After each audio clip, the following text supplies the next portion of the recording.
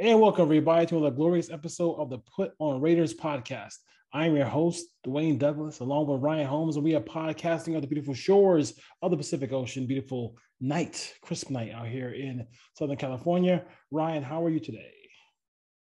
I'm doing good. I'm glad to see the preseason's finally over. We can move into roster cut downs tomorrow and start getting ready to play the Ravens. So yeah, that's it. We're going to break some of that Raven stuff down. Very interesting things going on in their camp as well. Our TPOW podcast is my Twitter handle.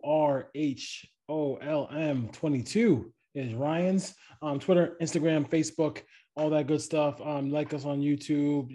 Leave us a comment. A couple folks left us some comments, and we have some new subscribers and new followers on Twitter. So definitely shout those people out as well. Miami, Florida, Brooklyn, New York, Seattle, Washington, and Norwalk, Connecticut are listening to the Put on Waivers podcast, Put on Raiders podcast, and then also 858-299-5592.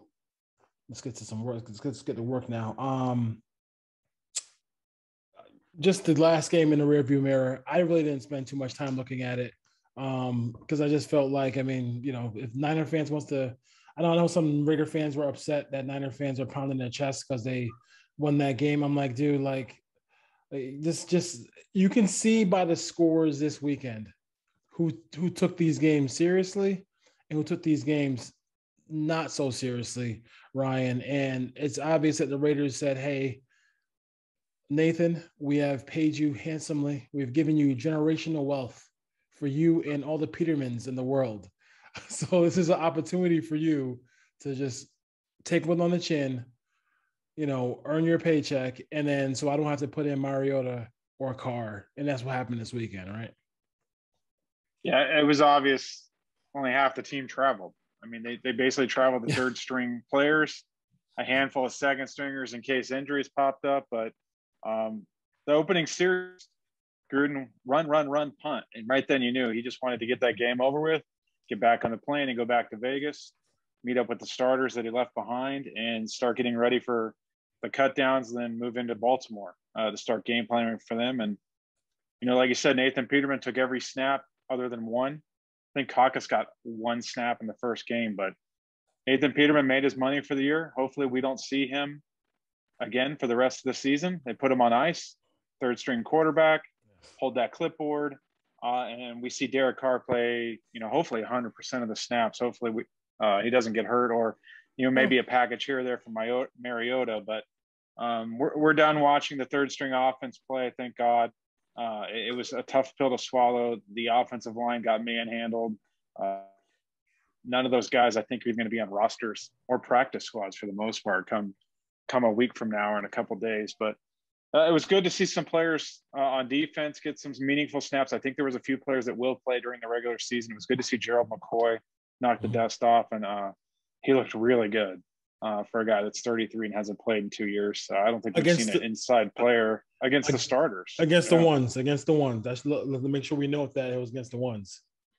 For the most part, he played into the fourth quarter. I think he played 37 snaps. I tweeted someone should take his helmet at halftime because he was so good in the first half. You didn't want to see him get injured, but he clearly wanted those snaps. He hasn't really practiced. He's basically just been doing cardio on the side. So he just wanted to get some live reps, but it was good to see him.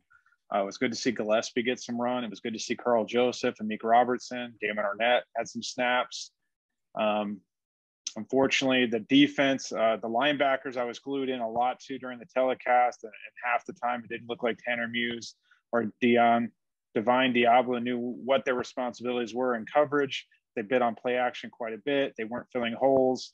Now, granted, the defensive line wasn't doing a great job keeping them clean either, but I think the Raiders are looking for linebacker help as we head into tomorrow and cut down day. I don't think they can go into the opener with those two guys as the primary guys behind Kwiatkowski, Perryman, and Littleton. They're just not ready. Yeah, and that's the biggest thing here, right? You find out certain things. I believe, to quote your text correctly, for the Raiders linebackers in this game, tackling is optional. And I think that was the first. filling the holes is optional. Filling the holes is optional. Those running backs were 6 to 8 yards downfield before you saw a linebacker in that game. Yeah. So listen, they're not. we know about Muse. We he would have been there in the 7th round. I mean, he wasn't on anybody's radar. Like, you know what I mean? So I'm not sure what made them go ahead and grab him at 3 when there's quality players there sitting there waiting for him. So that was kind of disturbing in a lot of ways to actually see that. But they have to get better there. I don't know. Denzel Perryman today passed his physical, right? So yes, he did. So he should be ready. He should be good to go. I think that's something that the Raiders knew he was going to be able to do, because you don't make a deal for somebody like that if you can't pass you can't pass the physical. So I'm still not convinced that he's the guy. I mean, but right now if he can just hold water until some of the troops get back, then maybe the Raiders should be all right. He knows Gus Bradley's defense, so at least they have that kind of. And KJ Wright's still out there, huh? KJ Wright's still wondering when he's going to work this season. KJ Wright's holding out for that $7 million payday, it sounds like, and no one's biting the bullet. I have to believe that Gus Bradley doesn't believe he's a 3-down player at this point. If Gus Bradley thought he could play all 3 downs and play in the nickel, there's a spot on this team for him. But my gut tells me that Bradley probably sees him as a 2-down guy in the base defense, and he didn't play hardly any nickel last year in Seattle. They had moved him out of that.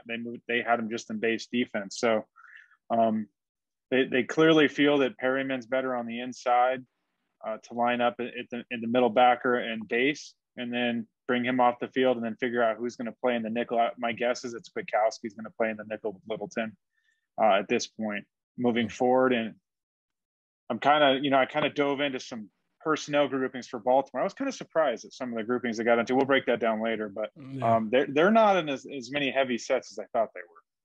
Yeah, it's really interesting. Yeah, I want to shout out to Paige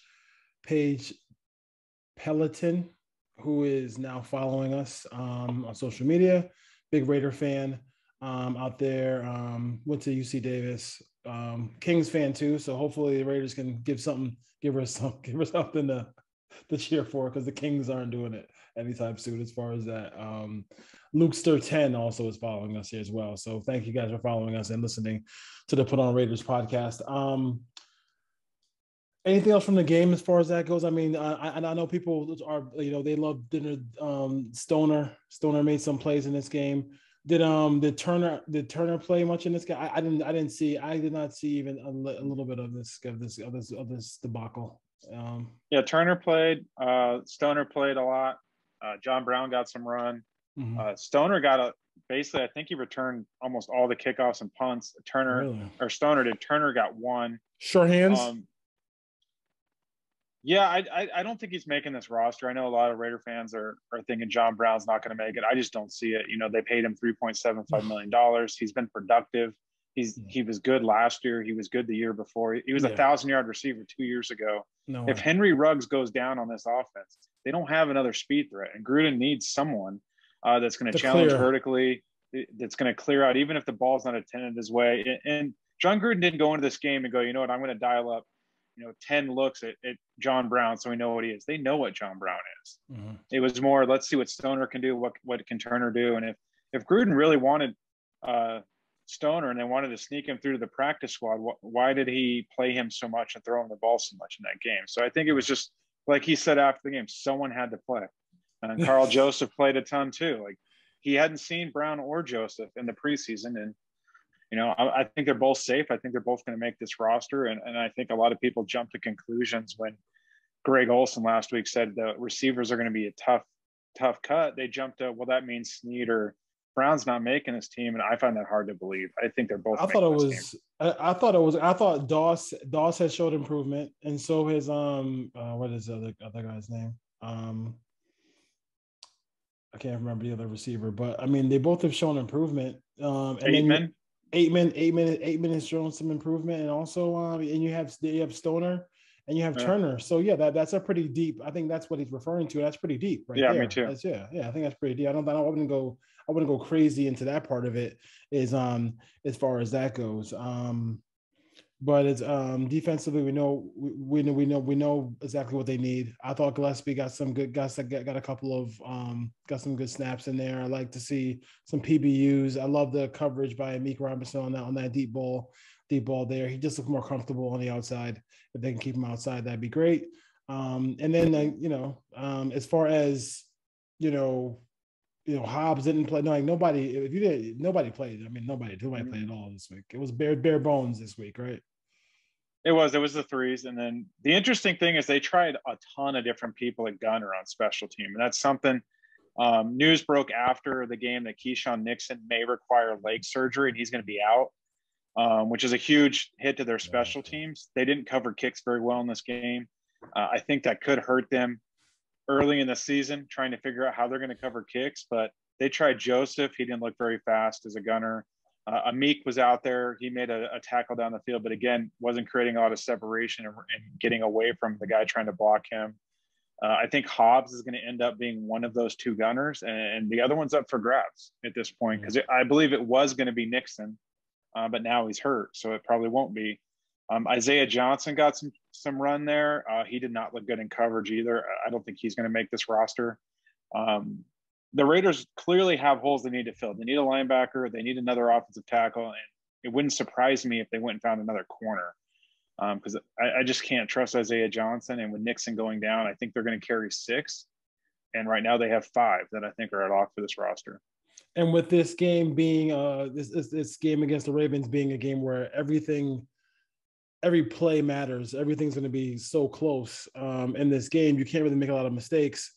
They have, you mentioned the gunners, and you've been talking about special teams this whole preseason, which is very a big part of the whole thing with the Raiders here. You know, that coach in Baltimore is a former special teams coach. Like he is but so like he is if we see that they're struggling to find a gunner, he knows that they're struggling to find a gunner. So he's probably going to try to create some ways to get some short fields with special teams as well. So you got to be careful. You get that, you get a stop. Your offense stops a little bit. You have, punting, and then instead of that ball being inside the 20, it's midfield for Lamar Jackson and company.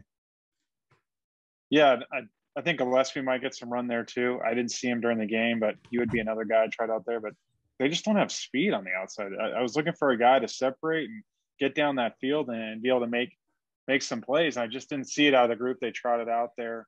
Their kick return unit was bad in the game. I think they tried to return almost every kick. I don't think they got past the 21 time.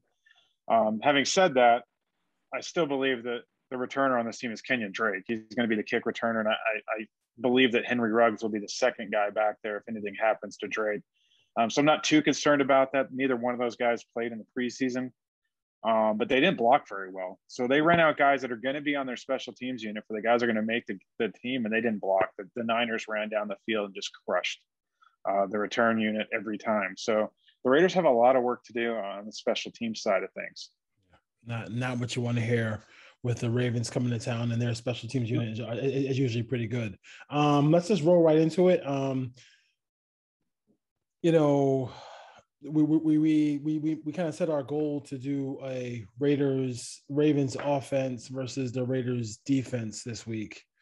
What did you find? I sent you. I found that clip of practice and then mess around with the pistol a little bit as well. What are your thoughts about the matchup here with the Ravens offense against the Raiders defense?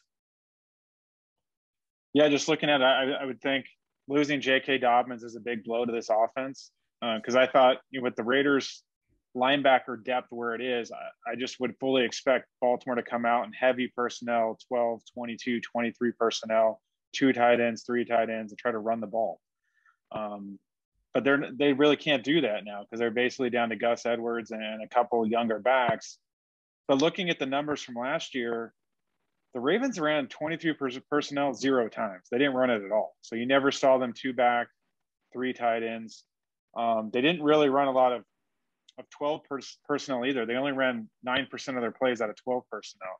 So they were an 11 personnel team with 3 wide receivers 47% of the time, which I find shocking. I wouldn't have guessed that. because wide receivers was a position on that team I thought was a little thin, and it's thin now. Hollywood Brown's back practicing, but they've lost Bateman, so they have Sammy Watkins on the outside across from Brown, which I'm not too scared of those guys. Like they're not healthy. Who never stays healthy. Yeah, I mean, I'm assuming they're going to be healthy week 1, but if you just don't let Hollywood Brown take the top off and you stay over the top of him, he does have the dropsies a little bit here and there, but there's not a lot of depth there. Miles Boykins on the roster bubble, and then the other receivers on this roster right now are like Tylan Wallace, who's a rookie, Devin Duvernay, who doesn't do much. He's a returner. So if they can lock up Sammy Watkins and Marquise Brown, they're going to have a good advantage here, because I don't know that they're going to be able to line up and run the ball as well as I thought they could if the Raiders linebackers hold up here. And just looking at the numbers last year, they ran out 11 personnel 47% of the time. So that's 3 wide receivers, 21 personnel, base personnel, 2 backs, 1 tight end, 18%, and 22 personnel with 2 tight ends, 16%. Those are their 3 basic formations. But the Raiders are going to have to hold the edge in this game. They're going to do like you mentioned, or you sent me the video on the pistol, but there's going to be a lot of read option. I think that they're going to use Lamar Jackson in the run game in this game, because they're down a tight end. Nick Boyle's not playing. Mm-hmm. They don't have the depth out wide. So this is going to be a game where it's going to be Gus Edwards and Lamar Jackson, some zone read stuff. It's going to come down to the defensive ends. Yannick Ngakoue on one side, and then Crosby on the other. They're going to have to be able to read that mesh point and take their responsibility, and the linebackers are going to have to flow behind them and fill the proper gaps and not get. The good thing is we saw some of that with Trey Lance. They ran some zone read. The Raiders weren't prepared. They have it on tape. Gus Bradley came back now and defending it last week. But I fully expect in this game, if the Ravens come out and heavy personnel to run the ball, that you're up. You might even see a defensive line with Thomas and Farrell outside with McCoy and Hankins and just go big, because they can do that. That'd be a very good run line with those guys. Yeah. And then just hopefully that they don't pick up on that and go play action and try to throw the ball, because you're not getting much pass rush out of that group. But this defensive line, I think, matches up pretty well here with some of the pieces. And we're going to see some weird mixtures here. It's not going to be Ngakoue and Crosby 90% of the time with the other guys mixing in, because I think Baltimore will try to run the ball, and you're going to see a lot of Solomon Thomas and Cleveland Farrell. Yeah, I mean they do some veer stuff. They do some stuff with like the read option. Do some read option stuff there. They also Picard is a very big part of their run game, the fullback. And then also they love going to Villanueva's side, the former Steeler. Yeah. So that's where you're going to see it. They're going to do some ghost motion too with a guy in the background, or whether or not they hand that ball off to him. You have to watch that. And then they do lose some explosiveness from not having J.K. Dobbins. So you don't. I'm not saying you don't have to worry about it, because this is the NFL and any running back can explode and go down the sideline if you don't tackle them. But this should be a game where you really should be able to at least slow down this running game. They play people in the preseason. That's why they've won 20 straight preseason games, and it cost them a running back as well. So in the process, So for all the people the former executives who like to always, Mike Lombardi, people like that, like to say, look at the Patriots, look at the Ravens, look at everybody playing people in the Chiefs playing people in the preseason. Go ahead. I mean, that's your prerogative. It's, there's other teams who didn't play anybody. But Marv Levy never played anybody in the preseason, and how many games did he win over his time period with the Bills? So like Ryan said, to each his own as far as that goes. I would not play anybody. I think that this should be a game where people are going to pick the Ravens, and the Raiders just have to prove themselves. I wouldn't worry about the whole disrespect thing. I mean, our show is not, our show is salary cap, draft, and X's and O's. We don't get into the drama part of it. I think yeah. And that's one of the reasons why I asked Ryan to come on the show. I was like, Ryan talks about Ryan in that group chat, I was like, he talks salary cap, draft, and X's and O's, so I can deal with that all day. I love that kind of talk. So that's what we do here. The other thing, looking at the Ravens, this isn't Orlando Brown at right tackle. This isn't J.K. Dobbins. This isn't Mark Ingram. Those guys aren't on this team anymore. This is Villanueva making the switch. He's not a big physical run blocker. He was a pass blocker in Pittsburgh. Nick Boyle is their main run blocking tight end. He's not playing in this game. Gus Edwards is a north-south, hit the hole and go. This is not a guy that's going to make people miss in the backfield. So if the Raiders can get him running sideline to sideline and not let him get downhill, he's not going to be effective. So go lateral, make him go lateral. It's going to be interesting. I think the Raiders are catching him at the right time. And granted, they do have linebacker injuries, but this is a new offense that they're trying to integrate Sammy Watkins. They're trying to throw the ball a little bit more. They've got a new offensive line that has to gel together. Lamar Jackson's missed a bunch of time in the preseason. Hollywood Brown's missed time. This is not a team this is not the Ravens from the last 2 years where all things are going and they're running for 200, 250 yards a game. This is going to be a completely different Ravens offense. And you make that point too, because the headline, I always like to, when we're doing research on teams, I immediately saw the big headline that Greg Roman is hell bent on improving this team's passing game because they were like dead last in the league. So that is something that, he wants to try to, when you look at the all 22 and look at evaluators who are evaluating this, and then you evaluate it yourself. For me, it was like, there were a lot of messy routes. Meaning, there's not the usual allocated space in between the two receivers where you would have somebody being in certain positions. You had two receivers oftentimes in the same tight areas. Whereas like what is the concept here? I'm not understanding what the concept is.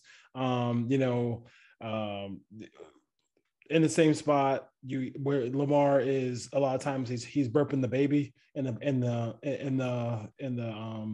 pocket, which is that he's tapping the football. He could have let it go already, and if it's sometimes for him it doesn't look clean, so he doesn't throw it, and then he ends up getting sacked. Running quarterbacks do take a lot of sacks as well, so that could be something that if the Raiders can just tackle him, that would be something that would be huge as well. And then, you got to watch, when they do throw the ball, in the past, it's been for a lot of yardage. So that's the big thing. And, and a lot of stuff is in the middle of the field with Mark Andrews. And then they'll try to catch you over the top with Hollywood Brown. Yeah, I'm more concerned in this game is I think the Raiders defense is going to hold up pretty well in coverage. It's when those guys are covered and the Raiders are rushing 4 and someone gets out of their rush lane, it's containing Lamar Jackson, because when he gets out of structure and outside the pocket, he's going to be tough to bring down. And he's going to pick up 3 or 4 first downs on third down against the Raiders running the ball. And they're just going to have to tackle him in the open field. It's going to come down to how well can the Raiders tackle in the open field, because they're going to play a ton of zone in this game. So they're going to be able to see what's going on, and they're going to be able to read his eyes and make him throw the ball into the flats and then tackle him when he breaks outside the pocket. It's much harder to say than it is to do. But I think Corey Littleton's going to match up well there. I think John Abram up close to the line of scrimmage is going to have an opportunity to get to Lamar Jackson.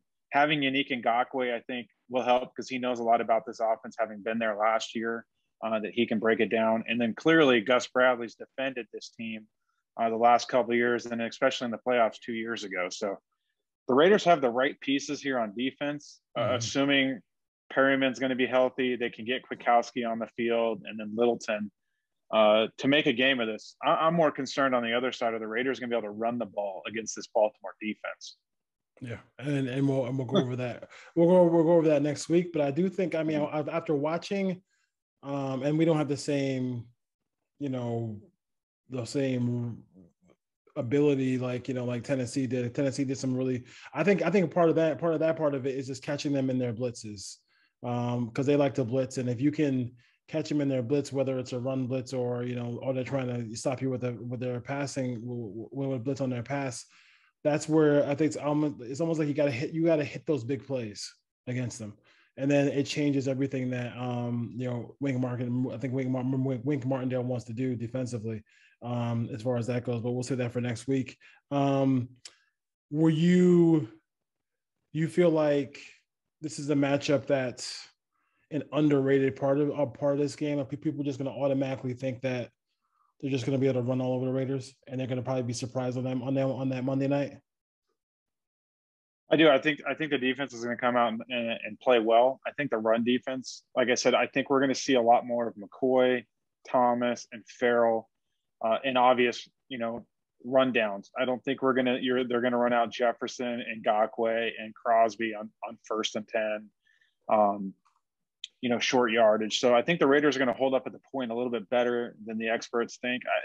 Losing J.K. Dobbins is huge. I don't think most casual fans understand how good of a player he is. Mm-hmm. But this team doesn't have Mark Ingram either. Gus Edwards, I don't know how much they know about Gus Edwards, but like I said earlier, he's a north-south, hit the hole. He's a bigger back, not a lot of elusiveness. Once he starts working sideline to sideline, he's much easier to bring down. But yeah, I think the Raiders' run defense here is going to hold up pretty well. The excitement in that stadium, it's the first game in there. It's going to be packed with Raider fans. This is a big game. The Raiders have played well early in the season the last couple of years, and this is by far, in my opinion, the most talented roster that John Gruden's had in his 4 years with the Raiders. Yeah, no question. That's not even to be questioned. Now, if you question that, then I don't know what you're talking about. But yeah, this is a pretty good team on paper. We'll have to see if they can finish it out on Monday Night Football. Couple of weeks, man. It's then just what 13. 2 weeks from today. 2 weeks from today. That's kind of it's crazy. That's crazy. It should be fun. It should be fun to watch. Any other Raider news that we want to kind of go over here before we get to some questions? Just so you know, there's been some reports today the Raiders are aggressive on the trade market right now, looking to add depth to this team, which we've been clamoring about. I still think they're going to bring in an offensive tackle. Neither one of the tackles played well. Actually, none of the three played well this past game against the 49ers. Jones Smith, Omamame, and then even Henderson didn't look good either. So they clearly need another tackle on this roster. They need another linebacker. I mentioned I wouldn't be surprised if they brought in another corner. But there are some holes to fill. Running back, it was broke. The news, it hasn't been broken by the beat reporters. I was on a season ticket holder conference call. John Gruden said that Jalen Richard has a broken foot, but he said there's a chance he could play in the opener. He's questionable. So come on. It sounds like if it was a small bone, maybe 4 weeks. I don't know how long ago he got hurt. We're 2 weeks from the game. Sounds like he's going to be on the roster at this point. So I don't think Jalen Richard's going anywhere. It didn't sound like it was something that would cause him to go on IR and miss significant time. So I expect him to be on the roster, but there's going to be some shuffling. I know a lot of Raider fans get caught up in what happened in the preseason, who caught what, and at the end of the day, Gruden's running guys out there that he doesn't really see in the plans for the season, in my opinion. He's running all the bottom of the roster guys out there to play, and, someone's got to catch the ball, someone's got to run it. So I think some people will be surprised about some of the players that get kept. But the understanding is it's special teams. Special teams is going to be a big factor right now. And it is across the league, because when you keep guys active, when you go from, 53 to 46 on game day, the 7 guys that don't suit up are usually an extra lineman, and the guys that don't play special teams. So it's going to be interesting to see what happens. Bro, I mean, I'm not a fan of keeping Richard on the roster. I just don't. I mean, I don't know. I mean, to that point about specials. I mean, is he somebody who could play? Who's playing specials? I mean, he's been the kick returner, but that won't be his job on this team. That'll be Drake. Yeah. So I mean, what do we like? What if you're a special teams coach? You're like, John, we have kickoffs and punts. Like, we need somebody. Like, a kickoff pass protection. Like, serious. That's what it's about. I mean, I know. Option routes out of the backfield and pass protection. Yeah, I got number 23 for that now. I get option routes. I got option routes all day and all night. Jeez, I can't deal with that. They could keep him on the roster, and there's going to be weeks where he might not even be active. So yeah, that's true. I don't think that a lot of Raider fans think that Regis is going to get claimed if he gets waived. I don't see that. Every team in the league has 2 or 3 running backs that they all like, that they all think are going to get claimed, and you don't really see young running backs switch teams after waivers. They almost always end up on the practice squad. Yeah. I don't see Ragus as the type of guy teams are going to add to a 53-man roster. I just don't. I think he's a good player. I think there's a spot in the league for him, but I don't think teams are lining up to claim him. No, I don't think so either. I don't think so either. I mean, that's just Raider fans being, we're panicky, a little panicky as far as that goes. From the 718, what is the role you see for John Brown? You kind of talked about that already. I feel like he's Ruggs insurance, right? He's Ruggs' backup, and if Ruggs gets hurt, that's exactly what he is. Yeah, they'll have weeks where they're going to use him based on matchups. He did play in this game well into the second half, but he played all three positions. So maybe Gruden was just, does he know the X? Does he know the Z? Can he play in the slot? They kind of moved him around. They've seen him in practice. It's going to, I'm assuming he can still run. He's always been able to run. His nickname's Smoke. So I don't think he went from running a 4.3 to a 4.5 overnight. So there's going to be a spot on this roster for him. And they gave him, I think it was a $1.75 million signing bonus. Like, there's no reason to walk away from him. Like, I don't think that Stoner or Turner's in jeopardy of being claimed by another team either. So keep him on the roster, in my opinion. Yeah, no, I totally agree with you. Well, and see here from 860, what is the how many days till we cut Nevin Lawson? I don't know. To me, I mean, he's not. What's really, when you have Hobbs, you have Amik, you have some you have some really nice young pieces who are a guy like David Arnett. Like, he's not a dominant slot guy. So what if his whole thing is like, oh, he's a slot guy for what? Like, he's just not a big time. He's not a big time player, and he couldn't even hold up. He's just, when you watch him on film, when you watch him during the game, I don't know why anybody would want him on his roster unless it was the injury. Yeah, if he didn't have the 2-game suspension, I would say he's getting released right away. But I think they'll hold him on the roster for 2 weeks, gauge the young guys, see how they hold up, and then when his suspension's up, if Amik holds up, if Hobbs holds up the first couple of weeks, then I don't see a spot on this roster for Lawson. He was beat repeatedly again last week. He's close in coverage, but he never makes a play on the ball. He had a potential interception where he undercut a receiver against San Francisco. The ball went right over his head. Didn't really make a play on it.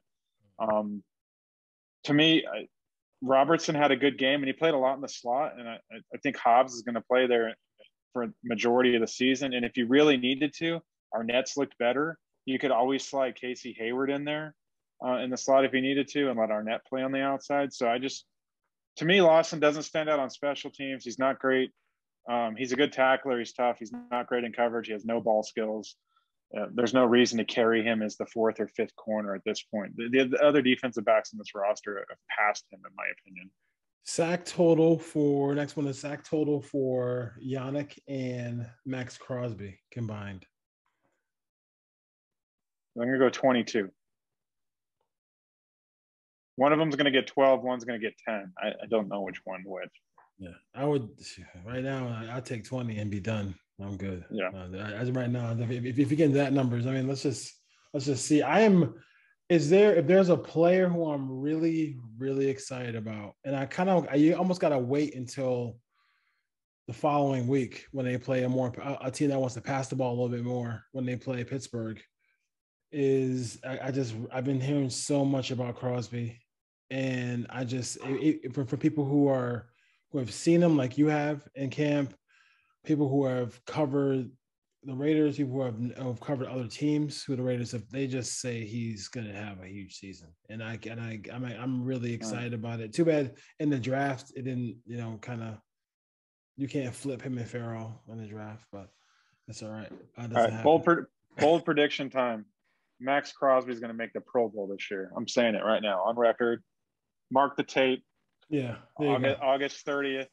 There you go. Max Crosby's making the Pro Bowl. He dominated the Rams practice, and really? With a guy across from him. And then if McCoy shows up and does anything close to what he did against the 49ers on the inside, they're not going to be able to double Max. And he just looks really good. He's lost some weight. He's quicker. He's using his hands much better. He was just okay last year. I'll be the first to admit, I thought, I didn't know if he'd be a starter this year. He played last year with a broken hand, basically. He had surgery after the season. I expect big things out of Max Crosby. He's the Raiders' best defender, in my opinion, right now, based on having watched the 2 practices against the Rams and just everything you're hearing out of camp. He's the difference maker. And he needs Ngakoue across from him. If Ngakoue goes down and they can double team Max, then maybe he doesn't make the Pro Bowl. But if those 2 guys stay healthy, there's going to be a lot of parties at the quarterback, as Max said on the mic'd up edition. There you go. I like we like party at the quarterback, as long as it's not our own. Neil, when do we see Morrow and White coming back? I think Morrow's. I mean, they're both to be out for a while. I mean, you're talking about week 8, 10 probably, right? Yeah, I'm gonna say I think they both end up on IR. They're on the roster on Tuesday, and then they both go on IR, and those spots are filled. Javin White's injury looked bad. And I know Gruden came out and said that Morrow's is more significant, which would lead me to believe that Morrow might be looking at 8 to 10 weeks minimum. It's going to be a while. And Javin White, if he avoided surgery, good for him. I don't know how he could have based on the video. But if he did and he's out, it's going to be a minimum probably of 4 to 6 weeks minimum, in my opinion. So I don't think you're going to see either one of those guys until at some point late October into November. Yeah, keep those questions coming, folks. We really appreciate it. I mean, I really feel like, the side job that I have for Ryan would be to sit on the Raiders sideline, and then as soon as a rookie shows a little bit of light, get him out the game. Get him out the game. What are we doing? Get him out the game. What's the point? What's the point of keeping him in the game? All right, Raider fans. So next week we are going to let's go. Let me write this one down because I will forget. So I got Raiders. We have the Raiders offense against an old friend, Marcus Peters, right?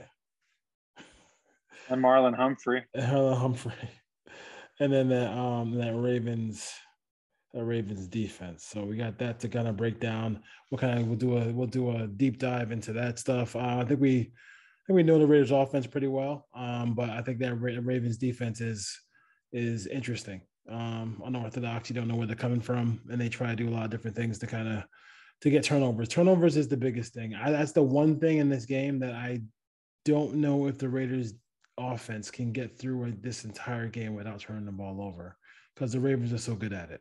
I mean, and that's really a big turning point in any game is you have a 60-yard drive and then boom, turn the ball over. So that can be tough. I think another key is ball control. They're going to have to hold on to this ball for 35 plus minutes and keep Lamar Jackson off the field. And Gruden said it today. He nicknamed the offense. He said Interstate 83. That's the Raiders offense. Everything goes through Darren Waller. So I'm expecting big things out of Waller this season. It's weird. I think it's more in this game. I think it's more. I see the point of holding the ball and doing stuff like that. I think more so, and I'll talk about it more next week. I think it's more just like making Lamar play from behind. That too, but what I mean? Because I don't know if they're going to be able to have long sustained drive. There's going to be a hold in there, but when you got those guys up front, you're holding somebody. So you can't. So if you have those long drives, as a penalty's coming. The Raiders usually do get a couple penalties. Last time, I looked. So once in a while. So even if there are not really penalties, so far as that goes. All right, Raider Nation. We'll see you next time. Rate, review, and subscribe to the Put On Raiders podcast on Instagram and all that good stuff. YouTube. We'll see you next time. Peace.